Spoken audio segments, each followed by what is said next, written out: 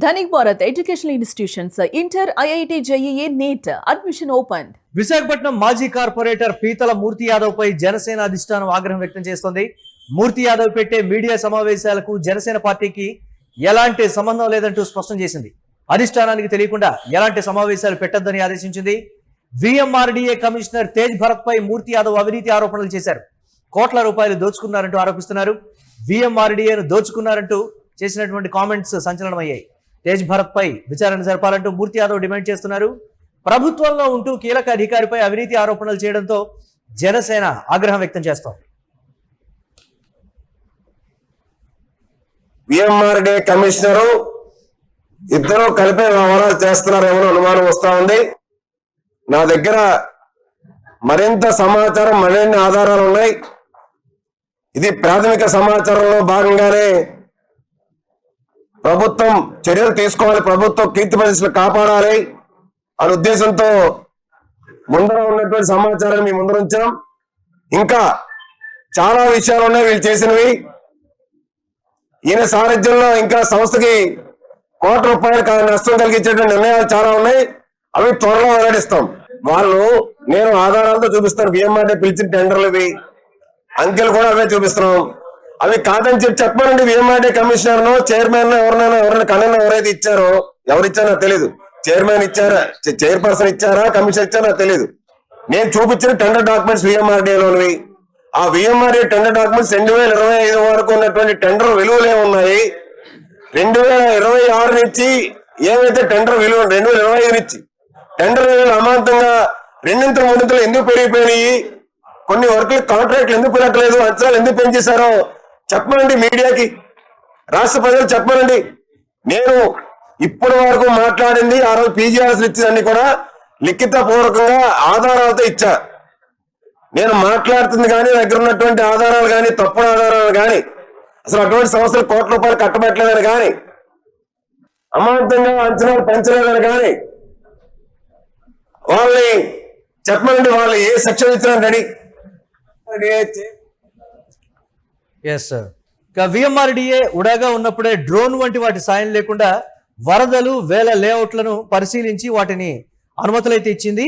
అలాగే 100 కిలోమీటర్ల రహదారులు కూడా నిర్మించింది. తేజ్ భరత్ వచ్చిన తర్వాత విఎంఆర్డీఏ సహజ సిద్ధంగా చేసే ఈ పనులన్నింటినీ ఓ డ్రోన్ సంస్థకు బదిలీ చేశారు. అవసరం ఉన్నా లేకున్నా డ్రోన్లతో పనిచేస్తున్నట్లుగా రికార్డులు సృష్టించి కోట్ల రూపాయలు ఆ సంస్థకు కట్టబెడుతున్నారు. ఇది మూర్తి యాదవ్ తేజ్ భరత్ మీద చేసినటువంటి ఆరోపణల్లో ఒకటిగా చెప్తూ ఉన్నారు. ఇప్పటికే ఏంట్రో ల్యాబ్స్ ఐటీ సొల్యూషన్స్ అనే సంస్థకి డ్రోన్ కెమెరా పేరిట 2.5 కోట్ల రూపాయలు బిల్లులు కూడా చెల్లించేశారు. ఎస్, గతంలో ఉన్నదానికి ప్రస్తుతానికి సంబంధించి మూర్తి యాదవ్ నా దగ్గర సాక్ష్యాధారాలు కూడా ఉన్నాయి, వీటికి సంబంధించి చర్యలు తీసుకోవాలి తేజ్ భరత్ మీద అనేటువంటి వాడు కూడా చెప్తున్నారు. అలాగే ఇక కంప్యూటర్ల కొనుగోలు కాంట్రాక్టుకు సంబంధించి కూడా ఒక అవినీతి జరిగింది. దానికి సంబంధించి కూడా డీటెయిల్స్ మూర్తి యాదవ్ చెప్పారు. ఇదే సంస్థకు నిబంధనలకు విరుద్ధంగా మిగిలిన సంస్థల పీక నొక్కేసి 4.50 కోట్ల రూపాయల కంప్యూటర్ల కొనుగోలు కాంట్రాక్ట్ ఏకపక్షంగా ఇచ్చేశారని కూడా మూర్తి యాదవ్ అయితే ఆరోపిస్తున్నారు. విఎంఆర్డీ అవసరమైన కంప్యూటర్లను గతేడాది విశ్వనాథన్ కమిషనర్గా ఉండగా మార్కెట్ రేటు కొని వినియోగిస్తున్నారు. కేవలం తన స్వార్థం కోసం అవసరం లేకుండా తేజ్ భరత్ 4.5 కోట్ల రూపాయలతో కొత్త కంప్యూటర్లు కొనుగోలు చేసి విఎంఆర్డీఏపై ఆర్థిక భారం వేశారని కూడా కామెంట్ చేస్తున్నారు. 1.5 వచ్చే ఈ కంప్యూటర్లను 4.5 కోట్లకు కొన్నట్లుగా చేసినటువంటి ఒక ఆరోపణ. అలాగే జిమ్కు సంబంధించి కూడా జిమ్ కూడా ఈ ఏంట్రో ల్యాబ్స్ సంస్థకే అప్పగించారు. ఇది మరొక ఆరోపణ. అయితే పర్టికులర్గా 45 లక్షల రూపాయలతో పూర్తి కావాల్సినటువంటి జిమ్కు 2 కోట్ల రూపాయలు ఎందుకు వెచ్చించారు? ఆ కాంట్రాక్ట్ కూడా డ్రోన్లు, కంప్యూటర్ల సరఫరా చేసే ఎంట్రో ల్యాబ్ ఐటీ సొల్యూషన్స్ కి ఎందుకు ఇచ్చారో తేజ్ భరత్ కే అర్థం కావాలి. జిమ్ అవినీతి కథ ఇంతటితో ముగియలేదు. 2 కోట్ల వ్యయంతో ఏర్పాటు చేసిన ఈ జిమ్ను ప్రైవేటు వ్యక్తులకు అప్పగించేయడం ద్వారా లబ్ధి పొందేందుకు తేజ్ భరత్ మరో కొత్త ఎత్తు వేశారు. అలాగే రకరకాలైనటువంటి ఆరోపణలు కూడా మూర్తి యాదవ్ చేస్తున్నారు. అధిష్టానం ఒక నిర్ణయం తీసుకుంది. తమకు తెలియకుండా ఎటువంటి సభలు, సమావేశాలు కానీ, ప్రెస్ మీట్లు కానీ పెట్టద్దంటూ కూడా ఒకంత ఆగ్రహం అయితే వ్యక్తం చేస్తున్నటువంటి పరిస్థితి ఉంది. అధికారంలో ఉంటూ కూటమి ప్రభుత్వానికి సంబంధించి ఈ స్థాయిలో విమర్శలు చేయడం, ఏదైనా కంప్లైంట్ రూపంలోనూ ఇతరత్ర దానికి సంబంధించి చెప్తే బాగుంటుంది, కానీ ప్రెస్ మీట్ పెట్టి బాహాటంగా కూటమి ప్రభుత్వ పరువు ప్రతిష్టల్ని అభాసుభాలు చేస్తున్నారు మూర్తి యాదవ్. ఇది జనసేన చెప్తున్నటువంటి మాట. పార్టీలకు అతీతంగా విశాఖలో జరుగుతున్నటువంటి అవినీతికి సంబంధించి నేను మాట్లాడుతున్నాను. ఇది మూర్తి యాదవ్ చెప్తున్న మాట.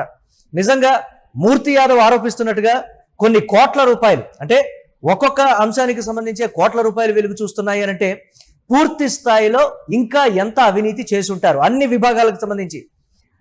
విఎంఆర్డి అంటే విశాఖ మున్సిపల్ దానికి సంబంధించి రకరకాలైనటువంటి టెండర్లు కావచ్చు, కాంట్రాక్ట్లు కావచ్చు, ఇవన్నీ ఉంటాయి. వాటికి సంబంధించి కూడా కోట్ల రూపాయల అవినీతి ఆరోపణలు, అవినీతి జరిగి ఉంటుంది. ఇది మూర్తి యాదవ్ చేస్తున్నటువంటి ప్రధానమైన డిమాండ్. అలాగే అధిష్టానం చెప్తోంది, మాకు తెలియకుండా సభలు, సమావేశాలు లేకపోతే ప్రెస్ మీట్లు పెట్టద్దు, మీరు మాట్లాడద్దు, ఎవరూ కూడా మూర్తి యాదవ్ లాగా ఎవరూ కూడా మాట్లాడద్దు అని అధిష్టానం అయితే ఆదేశాలు జారీ చేసినటువంటి సిచ్యువేషన్ మనం చూస్తున్నాం. చూడాలి మూర్తి యాదవ్ పెట్టినటువంటి సెన్సేషన్, అంటే మూర్తి యాదవ్ చేసినటువంటి ప్రతి కామెంట్లో కూడా ఆయన చెప్తున్నటువంటి మాట, నా దగ్గర సాక్ష్యాలు ఉన్నాయి, సాక్ష్యాలు లేకుండా నేను ఆరోపణలు చేయడం లేదు, దయచేసి దీన్ని పరిశీలించాలి, ప్రజల సొమ్ము దోచుకుంటూ ఉన్నారు, దీన్ని దయచేసి ఆపండి. అంటే పవన్ కళ్యాణ్ కూడా నేను చెప్పడానికి ట్రై చేశాను, కానీ ఈ స్థాయిలో నిర్ణయం తీసుకుంటారని నేను ఊహించలేదని కూడా మూర్తి యాదవ్ అయితే చెప్తున్నారు. విఎంఆర్డిఏలో ఈ స్థాయిలో అవినీతి జరుగుతూ ఉంటే కూటమి ప్రభుత్వంలో ఉన్నటువంటి టీడీపీ నేతలు కావచ్చు, ఇతరత్ర మిగతా వారు కావచ్చు, ఎందుకు వత్తాసు పలుకుతున్నారు, బయటికి ఎందుకు మాట్లాడటం లేదు? దయచేసి ప్రజా సొమ్ము అవినీతి పరుల చేతికి చేరకుండా, ఈ స్థాయిలో అవినీతి జరగకుండా ప్రజల డబ్బు ప్రజలకే ఖర్చు పెట్టేలా మీరు చూడాలని కూడా మూర్తి యాదవ్ అయితే విన్నవిస్తూ ఉన్నారు. అలాగే దీనికి సంబంధించి ఏ కాంట్రాక్ట్ పట్టినా, విశాఖలో జరుగుతున్నటువంటి ఏ ప్రభుత్వ పనుల్లోనైనా సరే దీనికి సంబంధించి కోట్ల రూపాయలు వెలుగు చూస్తుంది అని అంటే అతిపెద్ద భారీ కుంభకోణం జరిగింది అనేటువంటి మాట చెప్తున్నారు. చూడాలి కూటమి ప్రభుత్వం ఎలాంటి నిర్ణయం తీసుకుంటుందో. తేజ్ భరత్ విషయంలో మూర్తి యాదవ్ డిమాండ్ చేసినట్టుగా విచారణకు ఆదేశిస్తుందా, లేకపోతే కార్యకర్త మీరు మాట్లాడొద్దు, చేయొద్దని నోరు నొక్కేటువంటి ప్రయత్నం జనసేన చేస్తుందని